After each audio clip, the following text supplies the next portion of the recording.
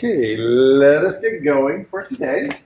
Today we have a lot of hopefully very exciting stuff to cover. It's actually one of my favorite sessions in terms of what this enables us to do. Some of the things we'll be covering today. We're going to be talking about adaptive components and adaptive panels and how we can place them both manually but also use this whole Dynamo visual programming environment to go through and kind of automatically place those things in a very fluid way.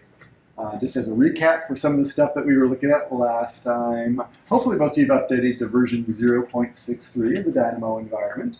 Some people have sort of also moved to 0.7. They're sort of testing the differences between those things, so I'd recommend most people stay at 0.63 right now. 0.7 seemed to be especially useful for people who were having trouble getting Dynamo to open just because they were working with a 32-bit version of the Windows operating system. But if 0.63 is working for you, I'd stay there for right now. Okay, so stay at that point if you can. In terms of the first assignment that's due, hopefully most of you had a chance to kind of take a look at that. That's available out there in session 4 on the coursework site. So go ahead and pull that down. And it's a pretty simple assignment. I think based on what we did last time and looking at how to set up a grid, the whole notion of trying to use a wave function to indicate the height of some different boxes, that'll be pretty straightforward for a lot of folks. So please jump on in and just take a look at that. And again, that's going to be due next Tuesday at midnight, so please go ahead and have that done. Hopefully you get it done before then. In fact, today we'll even show you some more tricks that I think will actually make it a little bit easier. Because otherwise I keep on playing around in Dynamo, I keep on learning about new nodes and new tricks and things that kind of increase your facility and make it a little quicker to do some of these things. Last time, what we looked at was the whole notion of just placing points on curves and creating curves from reference points and creating surfaces from curves, things like that. Today we're going to push ahead into saying, hey, now that we have some curves and surfaces, how can we actually use these to start placing different types of geometric elements that not only will just sort of sit there at those different points and possibly respond in terms of some of the instance parameters, but will fundamentally reshape themselves based on those curves and those points. So it's all about just really being able to dynamically control those things and really have all these architectural components respond very, very fluidly to what we're doing. So that's where we're kind of going to be going today.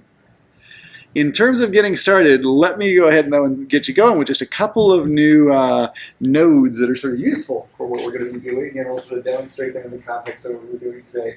But in particular, I want to show you 3 different ones: list, formula, and watch, that are kind of useful, just new nouns to put into your vocabulary. So let's go ahead and take a look at that. So what I'm going to do is start by just actually, let me pause before we go over there and say that if you have not yet, please go ahead and go to the coursework website and you'll download Session 5 Dynamo Examples folder. Please download that zip file and put it on your machine because it contains a lot of files we're going to be working with today, so it'll make it easier for you to get started. So please go ahead and download that. That's a pretty small file. And what I'll do is just go on over to Revit and open it up. And we'll start by just learning about these 3 new types of nodes: this list, formula, and watch, and think about how they are kind of going to make our life a little bit easier. So I'll start by just opening up an architectural file. Okay, nothing special there though. I'm going to go right into Dynamo. So what I'm going to go is go to the add-ins and go to the Dynamo visual programming language or environment. We'll just kind of take about look at how these things work. Okay, list is sort of a very useful function. Last time I showed you how to create a list kind of a slow way. I've learned there's actually a sort of a much easier way, and I'm learning every day around here. But let's kind of just show you how you can go ahead and use it. And to start, what I'm going to do is just create some different just numbers. I'm just going to create like a number 1, number 2, number 3. I'm just kind of creating a small list. Or number of different items that I'm going to put together in a list. Maybe I'll make that 5. Maybe I'll make that 11. Okay, so just some items I want to put them together into a list. I could be putting together points in a list. I could put numbers together in a list. I'm just creating a list of different things. Okay, and when I want to create a list out of things, what I started with last time was I actually came up with the whole idea of starting with an empty list. And then we would add to the list. And these still works. This is one way to do it. If you want to build a list very incrementally, I can start with an empty list. bring it on down, add an item to it. The new list, let me just run this automatically. There's not too much overhead here.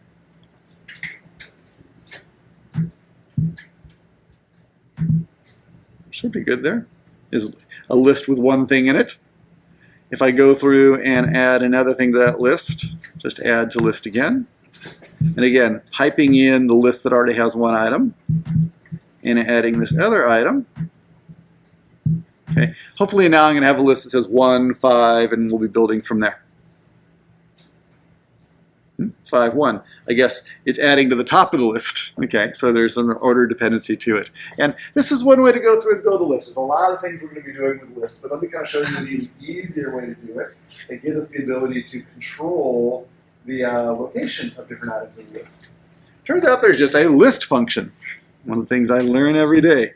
So there is list right there. We can go ahead and pull a node in, and let's talk about how it works. List lets you essentially do all those things together in a single node, and here's how it basically works. Within list, there's no nodes defined to it right now. There's just one node, index 0. It's a 0-based indexing system, so 0 being the first element, 1, 2, 3 as we move forward. Okay, so if I go through and pull that first number in as index 0, okay, the result right now is there should be a list of one thing. If I add a node or add 2 nodes to it, okay, I can pull them in and control the order. So, same sort of result, it just happens a lot quicker, so out of a single node. So file that one away. That's just going to be a useful little primitive to kind of have in your collection, your little bag of tricks or stuff like that. If you want to create a list, you don't need to go ahead and do it with all the individual nodes. You can kind of pull them all together just as a single node. So file that one. Again, it's very, very useful if you want to control the order. If I want 11 to be the second item and 5 to be the third item, I can just kind of reverse the order there and kind of make it the way you want to. So go ahead and stash that one. There's no need to go through and have these. Okay. Some other useful functions I want to tell you about. So list is a goodie. Another one that's incredibly useful, what I've learned about, is the formula function. So let's talk about it. Formula is kind of a nice general shell for letting you put together a lot of math operations. And let me kind of show you how that works. So let's go ahead and say that I'm going to use the formula node. I can choose form, click it in there. Not really a whole lot going on with it yet because it's running automatically. Let's go ahead and type in a simple formula. And the idea is we're going to type in a formula, kind of like you would do in Excel. It uses a very Excel-like programming language. So if I say that I want to have A plus B, okay, what it's going to do is then create inputs for A and B. Okay, if I say that I want A plus B plus C, it'll add an input for C. If I say that I want A plus B, and I'll put some parens in here.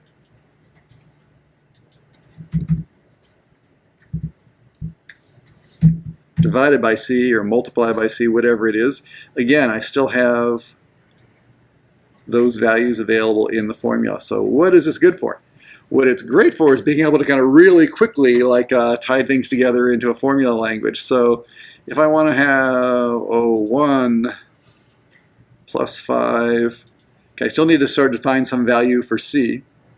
Let me go ahead and divide that by 5. What would that be? That'd be 6/5 or something like that. It's going to evaluate with some sort of value in there. Okay, so it's useful in that you can go through and construct formulas very quickly, as opposed to having to put 15 different nodes in to construct a formula. You can just sort of start tying together different functions.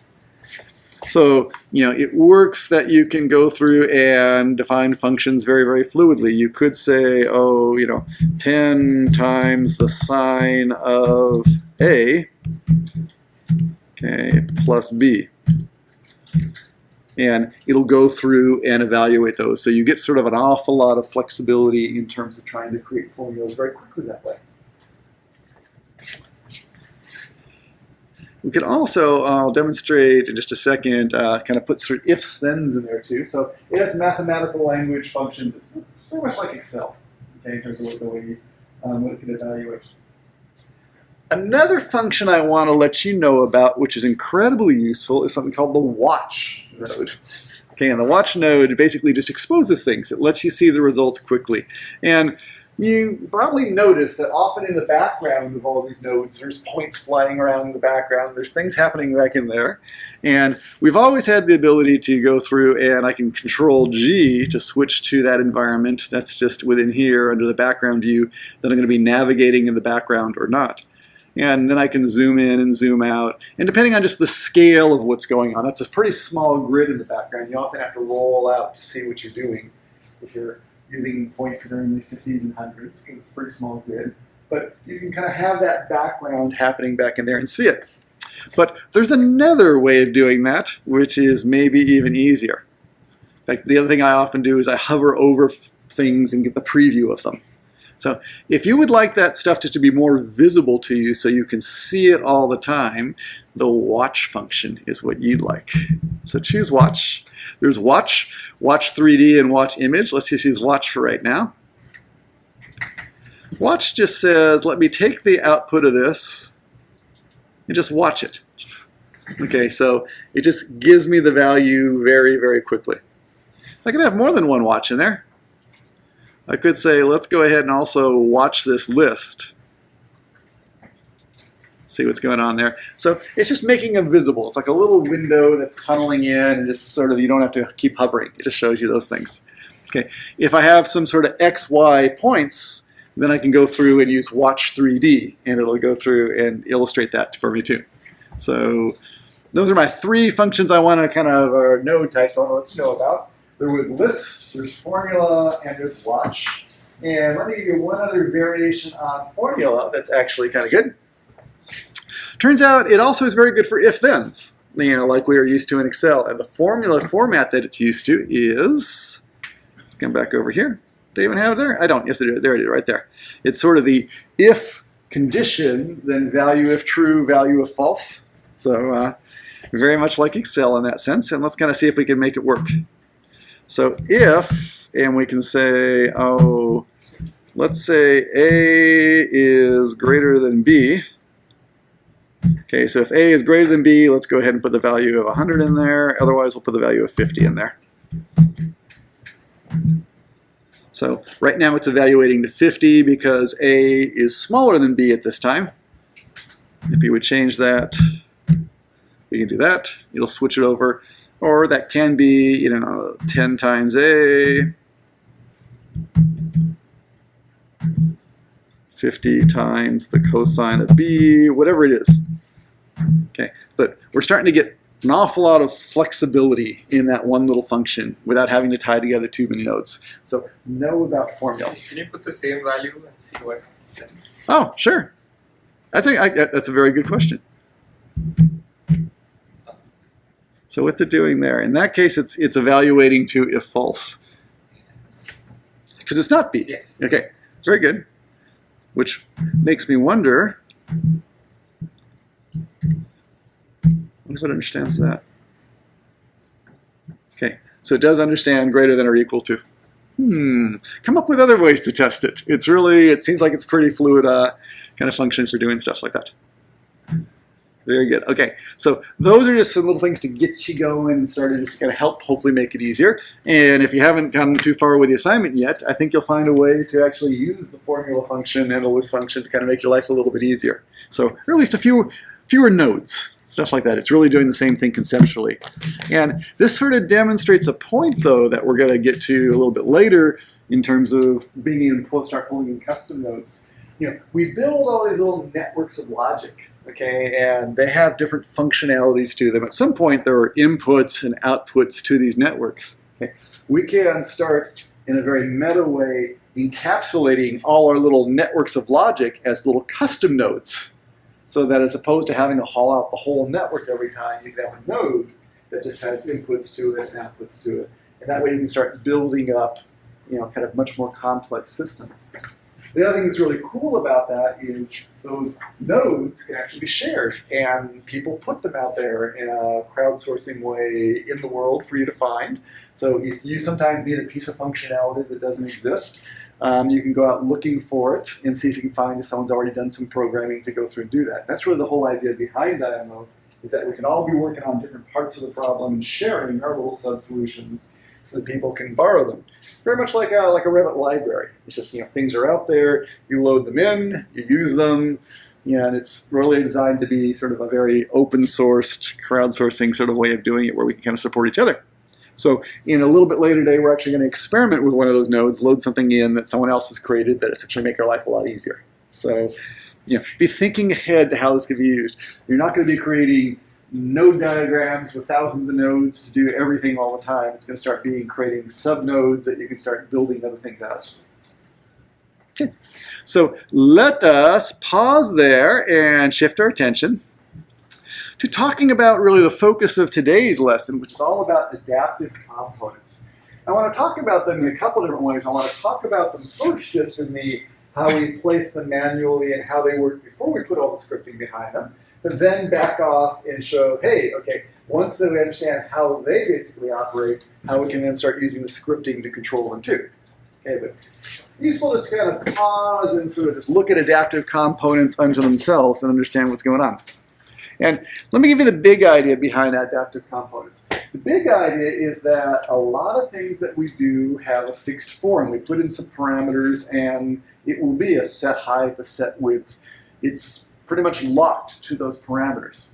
Okay. Adaptive components takes us to another world where we can say that, I have an object, but really the size and the precise form needs to adapt to some surface or some sort of conditions in the world that are a little bit unpredictable at this point. So as opposed to saying that this desk is from here to here and it's 6 feet long, I really want to say it goes from that end of the room to this end of the room, and whatever the room happens to resize to, it'll adapt to it. It's going to keep on changing based on how you're applying it. So it sort of uses the parametric control to say that if I give different input points, all these different key points on the geometry are inputs, and it will resize based on what you get. Okay, so if you can start with that, let me kind of show you how you can use it. It starts with the whole notion of, typically we use this when we're working with different forms that have unusual shapes or have complex shapes, things that can't be described as easily just a box, something like that, although it would work for a box too. Okay. Where what we'll often do is we'll start with a form and we'll divide it into a series of grids, okay, sort of divide the surface into sort of points in both a U and a V direction, which are similar to X and Y, but sort of relative to that surface. And then we'll place things using those points. Okay, sounds a little obtuse, but let's go ahead and demonstrate it. I think it'll be easier when you sort of see it in action. And to demonstrate it, I'll say no to that. Okay, let's come back over here to Revit and we'll just start here. Okay. When we're creating forms, there's a couple of ways we could do it. We can go through and create sort of an in-place mass. We can go through and kind of model things that way, or we can just go off and create a Revit family that's going to contain that form.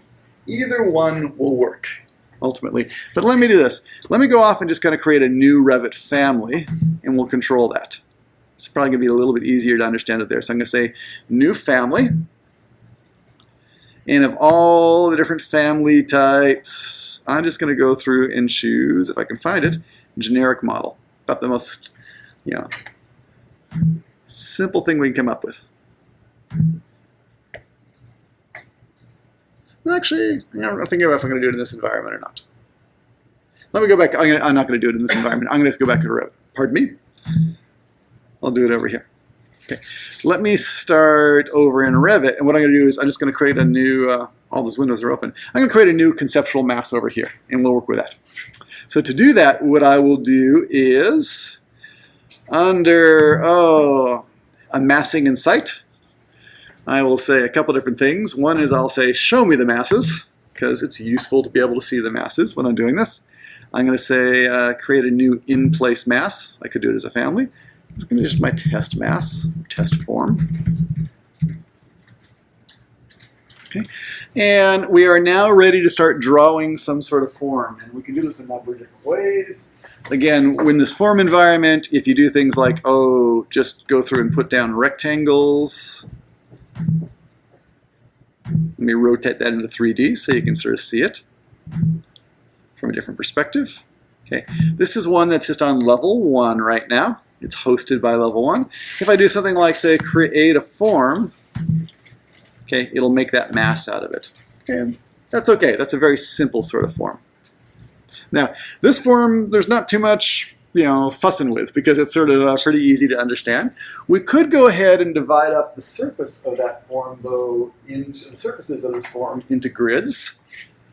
And let's take a look at that. So, for example, if I wanted to kind of choose that front face, let me just tab over there to get it. Okay, I can say divide the surface. Okay, and there's this whole notion of horizontal grids and vertical grids, and we can control those. We can sort of put in a specific number or a distance. So, in terms of the number of horizontal grids, I'll make that 5. In terms of the vertical grids, just really whatever you want it to be.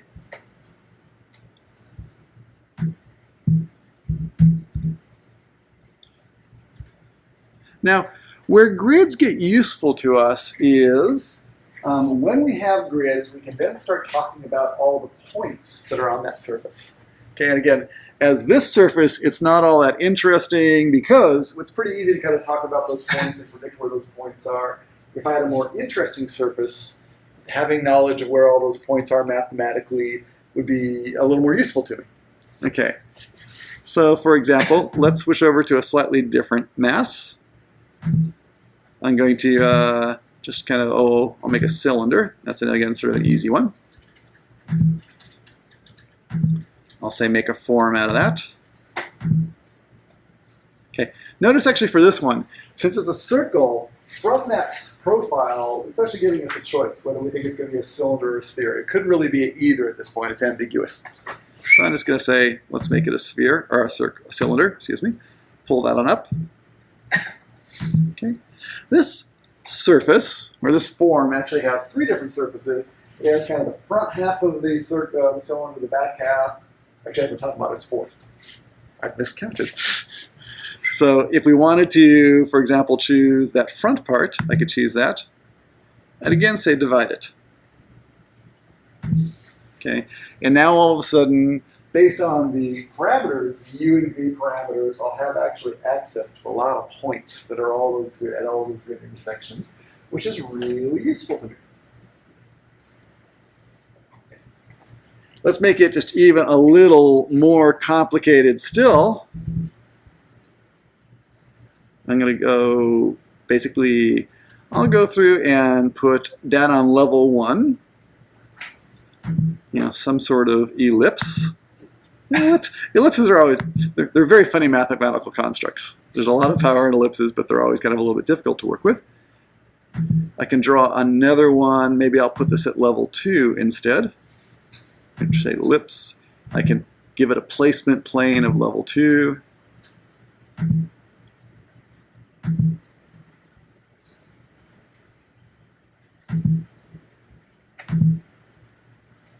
And what most of you has seen from working in 120A is that I can go through and actually take those 2 different ellipses, control click them both, and if I say make a form out of those, it'll loft them together. Let me zoom on down there. Now, that is so flat, it's really hard to tell what's going on because level 1 and level 2 really aren't all that different from each other. But let me stretch the top one up.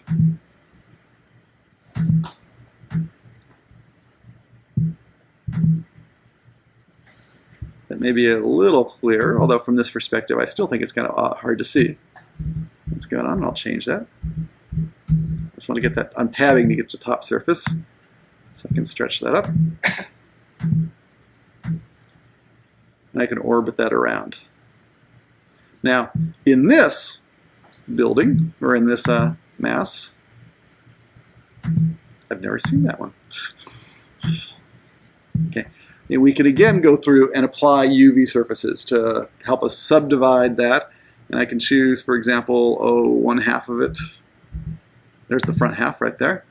Divide the surface. Okay. And the nice thing about dividing the surface that way is that we can now start placing things at all these points. So for example, when I have surfaces like this, people like to do all sorts of interesting things to do with them. You might want to put panels all over them, like a big curtain panel system. You might want to apply structural elements that go between all those different points and different patterns. As we get started here, just dividing the surface is really the first part. It's just really creating a grid of points. And on top of that, there's a couple of different things we can do. The first is we can say we want to apply a pattern to it. The second thing is we can say we'd like to put panels in that follow that pattern. Okay, so it's kind of 2 steps. And let me show you how it works. So for example, on this surface right now, okay, we could go ahead and let me see what I can find in here. Do I have any patterns? Okay. We have some patterns that are available to us, and let's see if we can sort of make sense of this. If I choose, you'll see there's different step patterns, there's triangular patterns, there's arrow patterns, there's hexagon, octagon patterns, all sorts of patterns in there. And the way we can apply these is if you choose the grid, the divided surface, you'll see currently it has no pattern. And I can pull down and just start applying different patterns. Now, a rectangle pattern won't look all that interesting because the rectangle pattern will just match what you see as the grid. Okay, and it just doesn't look all that different from what you see right today. But if I apply a different pattern, for example, if I want to do rhomboids, okay, it'll use those same grid points, but what it's doing is choosing alternating grid points to create, you know, this diagrid sort of pattern. There's other patterns we can put in there. We can put in the hexagons. Sometimes we see surfaces like that.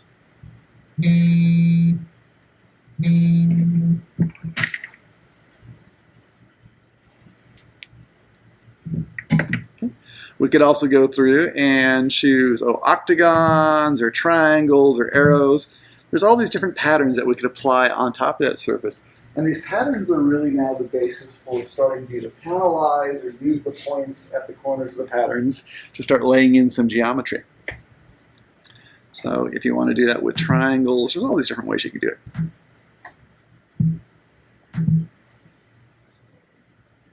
Okay. And these will respond, again, to the grids. So for that surface here, if right now instead of 12 by 12, you want that to be 5 by 12, okay, you can sort of control the number of divisions in each of the different directions, depending on what the fineness you want for the spacing of the pattern.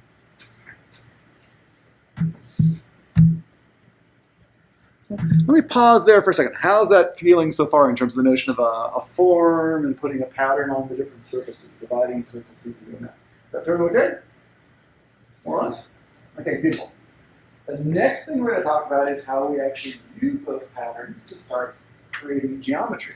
And the way it works is like this. I'm going to switch back to the rectangular pattern because honestly that's sort of the easiest one to work with for what we're going to get started with.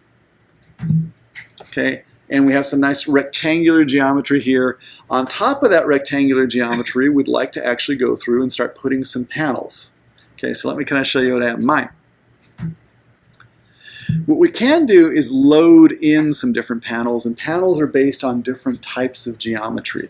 So we want to find some panels that are based on rectangles.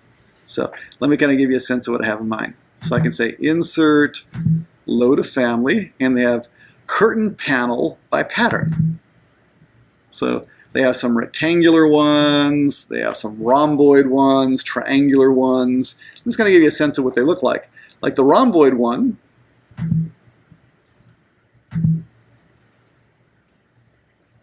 kind of load it up and where to go? Curtain panels, right here. Let me edit it just so you can sort of see what it looks like.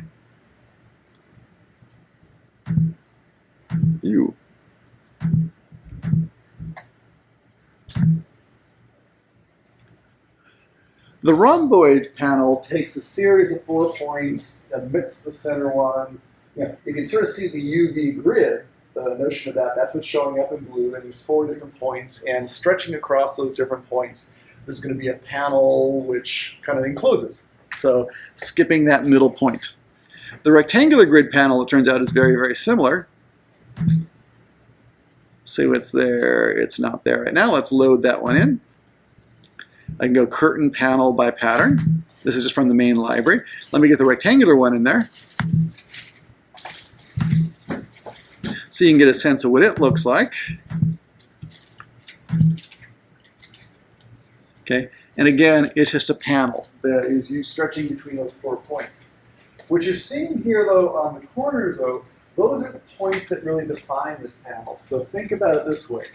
It currently looks like something which is relatively square because the 4 different points on the grid are relatively orthogonal to each other. They're all kind of, everything's happening in a very sort of regular way.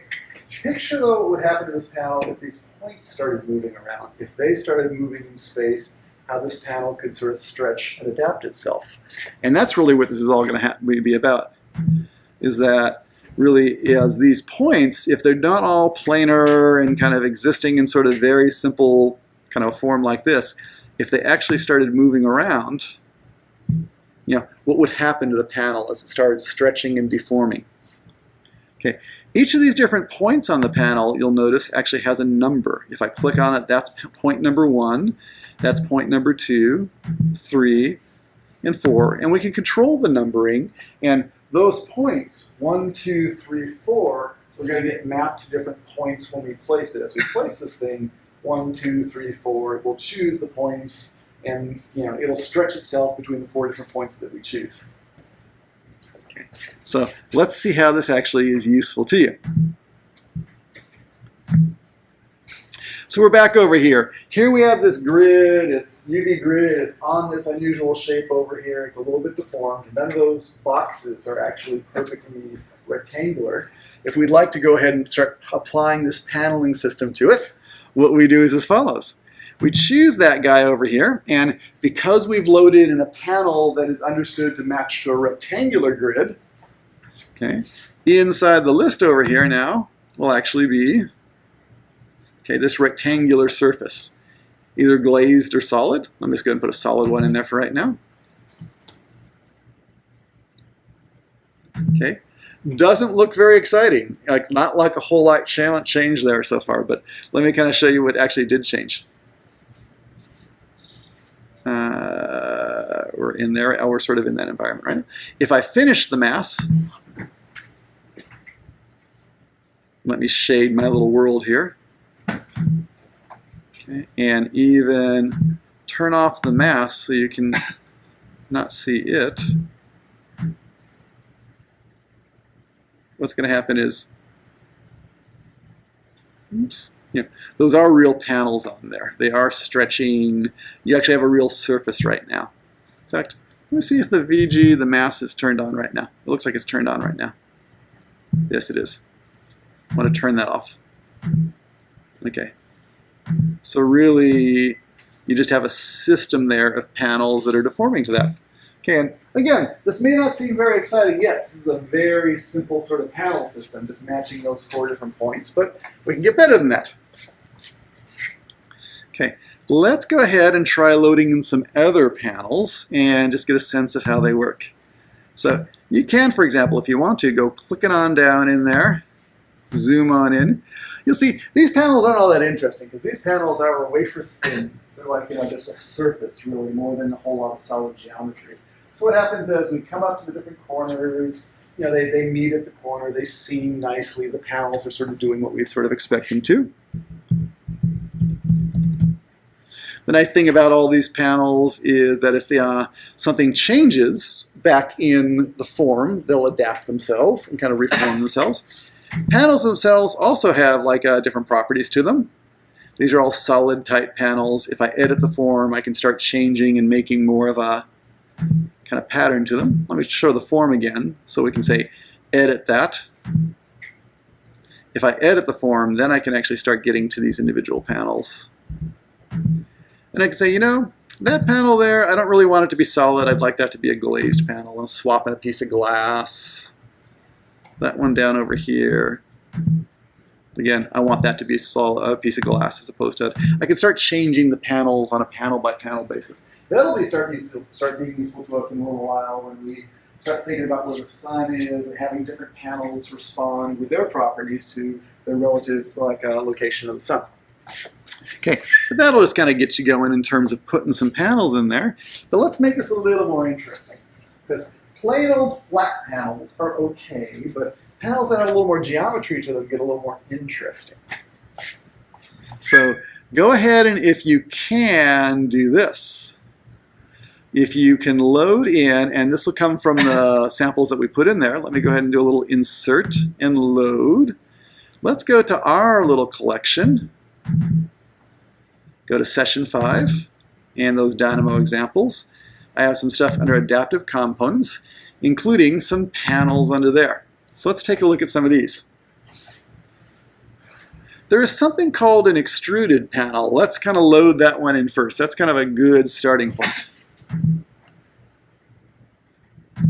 Put it on in there. Okay. You can open it if you like, just to kind of take a look at it. I'm going to edit it just so you can sort of see what it's like. It's really just a panel that has some thickness to it. Okay, but the thickness has been defined in a very special way. The thickness has been defined by just extruding up off the surface. So just kind of normal to the surface, extrude out. Okay, and that's going to be okay. What's going to happen is if I choose that surface now, and instead I change to this extruded panel, it's going to swap out all those elements. It's now going to go through and give us some elements that have real thickness. Okay, but you might notice that the panels are actually kind of doing something a little bit funky right now. Because what's happening is as they're getting thickness and they're moving on out, you can actually sort of see these little seams between the panels. Let's think about why that is. It's really just related to the notion that as these panels are being placed on here and we're extruding out normal to the surface, the normal is going to kind of keep growing out, but the boundaries are going to grow out normal with it, or extruded perfectly straight out from that. So as we move further and further away from the point of the curve, like that panel, that gap gets worse and worse. Okay, so as we define panels, there's all sorts of panels that people are creating for you. One type of panel doesn't really take into account sort of the notion of the curvature, and this extruded panel is like that, but not to worry, we can fix that. There's another panel type I want you to load in instead. And again, it'll come from that session 5. Examples, components, panels. Load in the one that says seamless panel.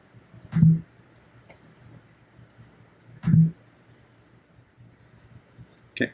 Seamless panel is just a little bit different. Let me kind of just open that and kind of show you what's behind it.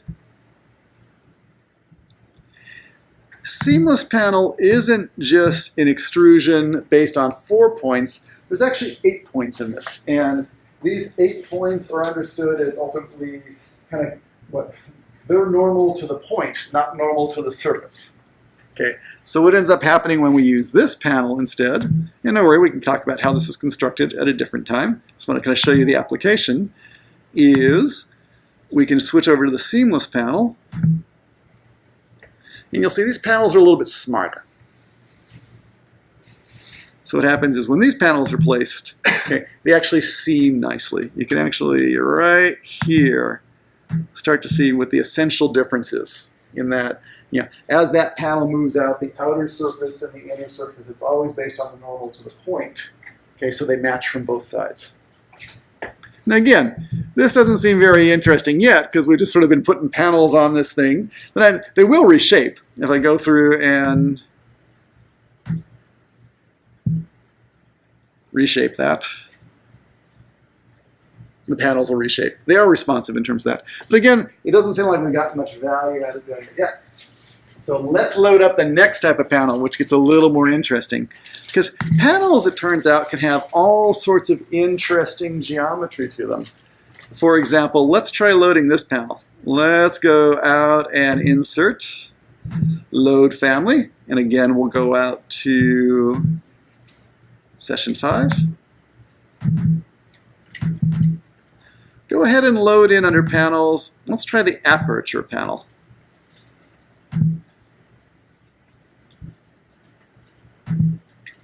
Try applying that. We'll see what it looks like.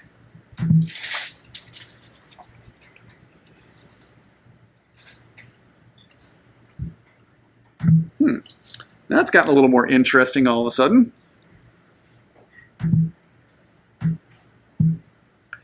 This panel looks like it's defined in kind of an interesting way. It's got these almost like triangular beam elements, and with one cross element kind of coming in from all the different points. Yeah, it's actually starting to be a pretty interesting form.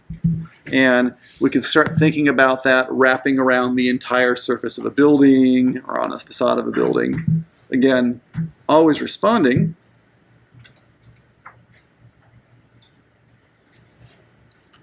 Pretty smartly, but this whole notion of the adaptation starts to get to be pretty interesting because you can really start doing interesting things with it. Let me kind of show you another panel type that's kind of an interesting one. Oh, this is one that some students actually created with me. We'll say insert load family.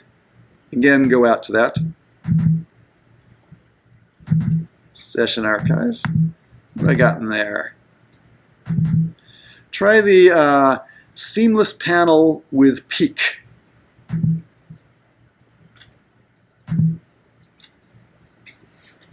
Okay, what we'll do is, if you want to work ahead, go for it. Let me just open it up here so we can sort of preview what it's going to do.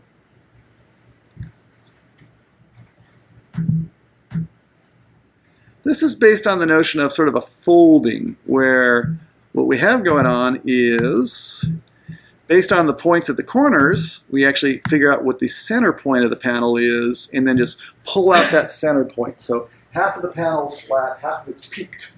So it'll have like a skin. If you've ever been to Singapore and seen the Esplanade, the concert hall there, it has a surface on, that's very similar to this. It has all these little peaked panels that are used almost like sunshades.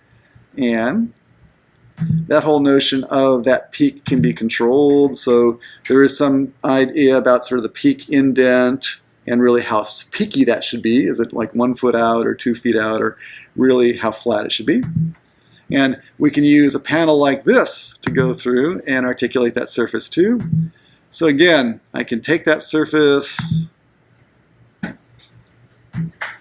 Let's do the seamless panel with the peak.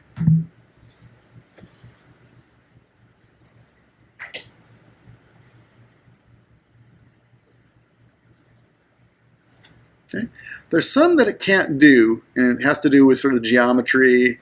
Let me go ahead and say delete the type. There's some that it couldn't smartly make over here on the side. We'll think about why that is, but it did a pretty good job for most of these.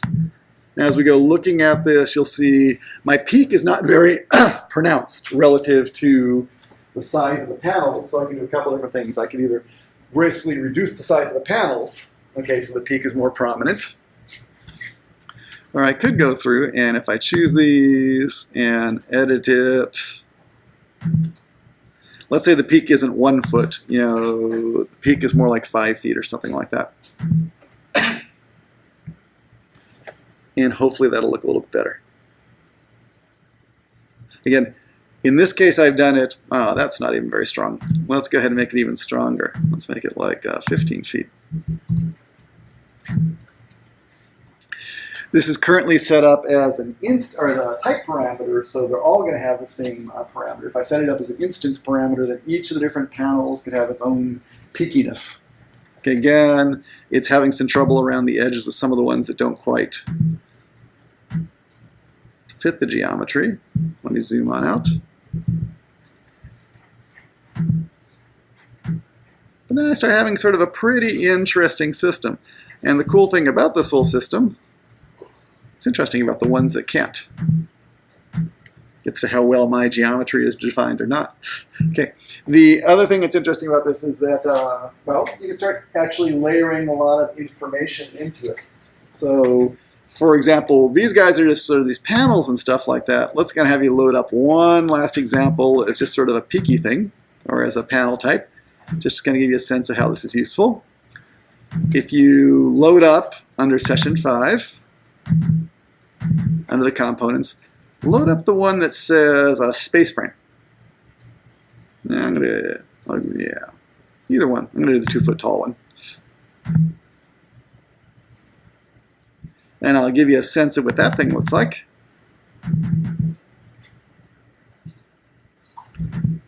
Space frame, if you want to take a look at that, again is defined on the notion of 4 points. But not only includes those 4 points, includes just a whole little chunk of geometry, these little bars. Let me go ahead and kind of change that around, just so you have a better sense of what that looks like. The text isn't as strong there. So you can sort of see this is a series of different bars. It's got a cross piece. It's got a kind of big rectangular frame around the outside. So this is like a whole little chunk of kind of like almost like a unistrut sort of grid system. And if you apply something like that, let's go back over.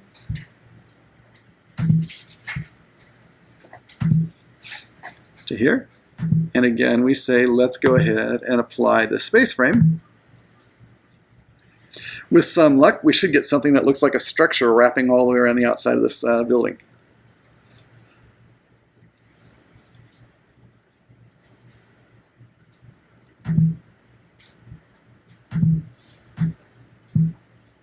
Okay, not too awfully bad. Now again, at this scale of the UV system, it doesn't look very pronounced, but let's go ahead and start changing that. So again, for the whole surface here, let's change the U's and V's. So let's say maybe there's 10 U's, and let it regenerate.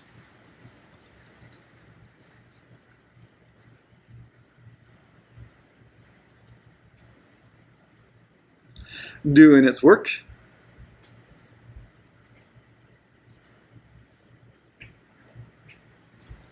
Okay. A little bit different in terms of what's going on. And we can kind of control the V's too. So at some level, that's the start of the whole notion of where we're really going today. It's this whole idea that we can take these different forms, we can then divide the surface and then apply geometry that adapts to the surface. And there's huge power in that, because for us to go through and model, subdivide that surface and then model all those pieces individually, controlling all the parameters, it would take a long time. A lot of computer power could be involved in doing that. But it would probably restrict our creativity, because we wouldn't really want to make very many changes, because it was just so much work to go through and then change 1,000 panels sort of based on changing some parameters. But really this whole notion is the basis of really how we're starting to get a lot of our custom fabrication and a lot of the very interesting facades these days, where as these facades follow these incredibly organic forms, very often no two panels are exactly the same. And what we now have is the ability to go through and mathematically figure out exactly what the dimensions of the panels and all the elements in the panels will be, and actually fabricate them. So you see an awful lot of basically going directly from these models to machine fabrication, so that when all the pieces show up on site, it's all just done automatically right out of the mathematics, as opposed to having to solve anything or like put anything in place. And that's really a lot of the power that's enabling sort of these really incredible facades to take place, because we can have incredible customization and then let the machines go through and take care of doing a lot of what's necessary. Okay, so that's kind of the basis for what we're going to be doing in Dynamo now. Because what we'd like to do is say, hey, okay, great. We've been over here sort of messing around with the UV values, swapping in different parts over here, doing it all manually. It'd be really great to go ahead and have the ability to either control that very fluidly by applying sliders and things that let us very quickly explore the forms, or to actually go through and add the next level, which says that based on some programmatic consideration, something about where the sun is, something about some environmental condition, have all these things computed for us, as opposed to us having to manually drive these things. Okay? And that's where we're going. Okay, so sort of makes sense? Beauty. Then let me go ahead and close up this first part, this whole first part about just starting to put panels in there and hopefully the power of adaptive panels. And let's kind of open up the first example for today in Dynamo. And where you'll find that is example 5.1. So head on out there if you can, so you can follow along. Go to session 5, Dynamo Examples, and see if you can open up 5.1.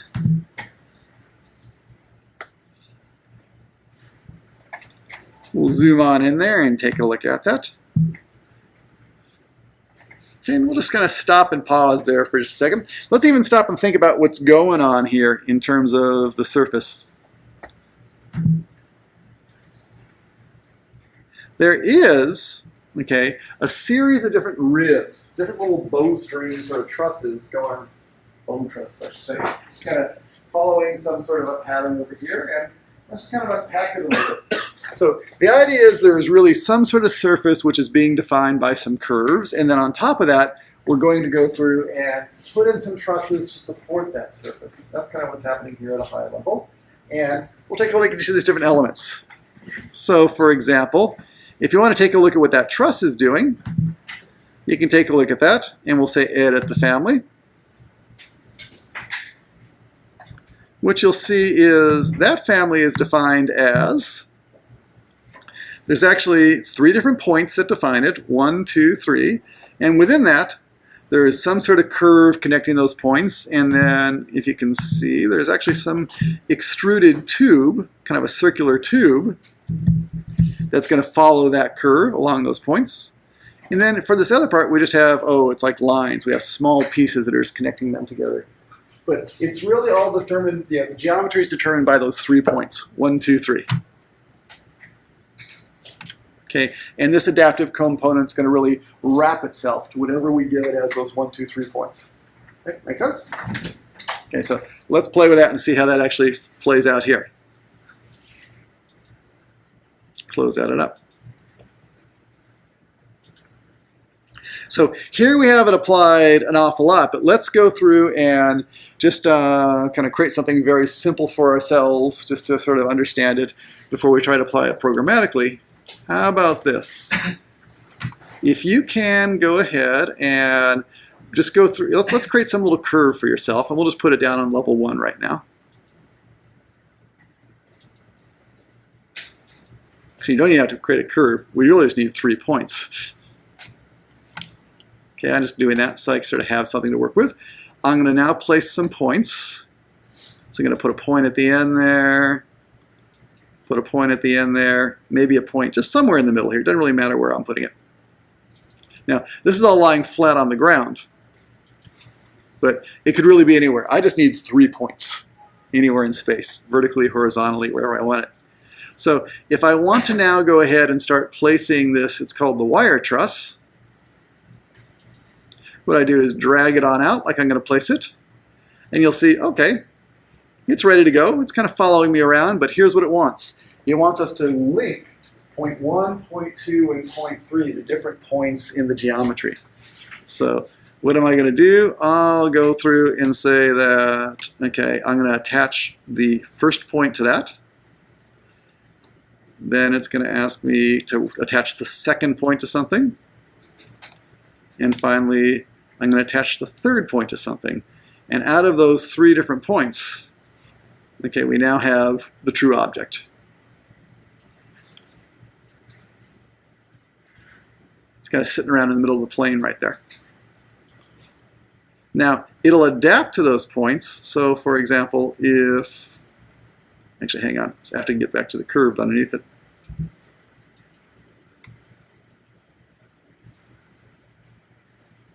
Now, it's hard for me to see because that thing's in there. Let me hide this one.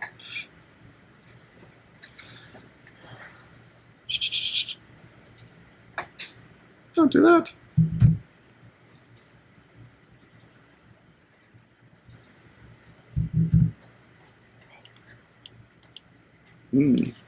That's doing something very weird to me. Okay, that's not good looking in terms of, there's definitely something, a little bit of graphical weirdness going on right now. Let's see if I can bring that back into focus where you can sort of see what's going on.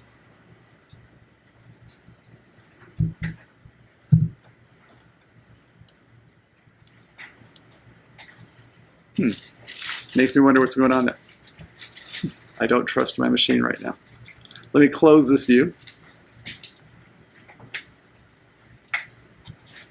What I'm trying to do is just basically close this window so that there's a little something going on with my graphics, so you can sort of see.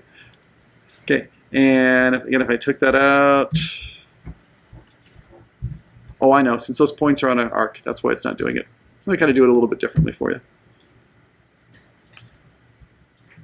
Just pull that point to any arbitrary location. It doesn't really matter. And again, if I sort of take that truss and pull it out there, it wants to be from that point to this point to that point. Okay, it'll really restretch itself however it wants to. So there's incredible power in doing this. Okay, so we can place things adaptively. Let's just pause there for a second. How are you guys doing in terms of, you got some points and you're able to drag something out so it's doing something like that? Generally good? Excellent. Okay, if you can get the points and you can drag that out, then let's kind of start talking about how we can use that to our advantage. I'll get rid of these excess points right here.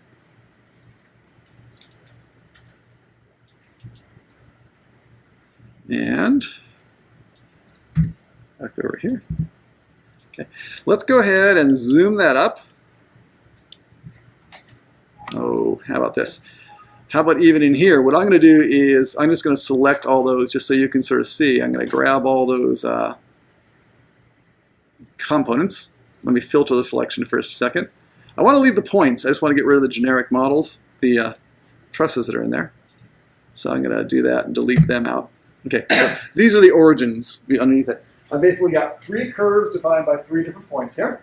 And you can keep my curves if you want to, or if you want to change the curves, that's okay. Grab a point.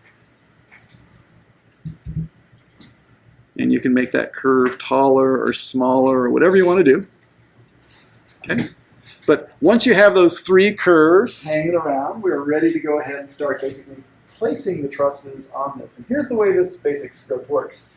We got these 3 different lines that are parallel to each other. They don't have to be parallel, but in this case they are. And what we're going to do is we're going to subdivide all those different curves into a same number of points. So along this curve, we're going to choose whether we want 5 points, 7 points, or 15 points. We'll do it to each of the different curves. And then what we're going to do is basically connect that truss between the same point on each of the 3 different curves. Okay, so what we're really doing is actually putting trusses that are only perpendicular to the curves. And that's the basic algorithm. So let's take a look at what that actually looks like.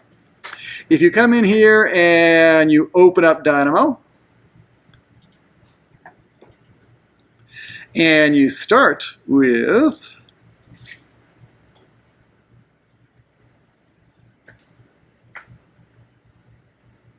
it's interesting. I can tell there's something goofy on my machine because it's something weird's going to happen.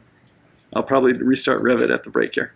Okay, but let's go ahead and I'm going to open up, if you can, from the session 5. Go on out there to those Dynamo examples and see if you can get that example 5.1. Get the end point first. Let's just kind of play with it. Then we'll go back and build it. Let's just see what it does. What's happening is we're choosing 3 different curves. Those are coming out of the geometry, and we can change those if we want to, but it's kind of currently already associated with this document, so it understands those. Okay, it's building a list of those 3 different curves. It's creating an array on those curves of a set number of points, and then it's ultimately placing some adaptive components. We'll talk about this whole transpose list in just a minute. Okay, but it's choosing a certain type of component and linking them together. So let's see, as a starting point, if you guys have, like, if everything's yellow or if we need to reselect things, you can try running if you like. And make sure that everything kind of stays gold. If it's red for you, we'll need to go through and we might need to choose a curve, or we might need to choose the family type, just something to go ahead and match it up on your document. But are most of you kind of hanging around in yellow?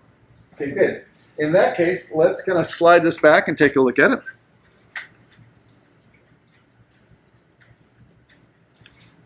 What's happening right now in terms of the number of different points to put on the curve, which is going to determine the number of ribs, okay, little truss ribs that we're putting in here, it's currently set to 12. So if I pull that back, hopefully you see an awful lot of those. Now, my curve may look a little bit different from yours because I sort of stretched that point and kind of did something weird to it. I put it up in the air, making it very tall. I can still muck around in there. You push that back down. If I rerun the script, hopefully it's going to put them all in the new flatter curve. That's looking pretty good in terms of what's going on. If you want to try changing the number of ribs, right now I have it currently set to 12. You can sort of bring it on down to 2 or 3 or 5, whatever it is you like, just by dragging that slider. And with any luck, that's going to be kind of making it happen back there. To kind of give you just a sense of what's going on. You'll see in the background here, you are getting a little bit of a preview of what's going on. But let me zoom on out so you get a better sense of what that is. So I could do that with a watch function, or I could do it just by this thing with the Control G, where I just then have the background and I can roll on out.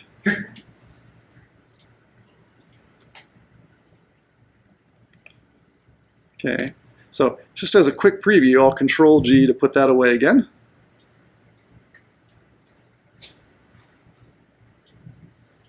You rerun that. You sort of get a sense of what's going on. You can see the XYZ points, you can see the ribs. It's just going to giving you a first representation of that. Now let's talk about why that's actually useful to you. As you're working in this whole system, and you start working with very complex things, sometimes it takes a long time for Revit to redraw all those Revit objects. Okay, so here's the deal. Right now it's all hooked up, so it's drawing all those Revit objects. It's kind of fully linked. If I want to go ahead and just speed this thing up and just play with the form and not actually sort of draw the objects, what I can do is just, let's go ahead and I'm going to just kill off that half of the link where we're actually drawing the objects. Okay, at which point things are going to stop changing there. Now I can go ahead and it'll just respond very quickly because all it's really doing is adjusting the geometry showing up in this window. It's not really forcing the regeneration of all the Revit objects. So by doing that, you might be able to just leave this thing turned to run automatically, which will then give you very quick feedback.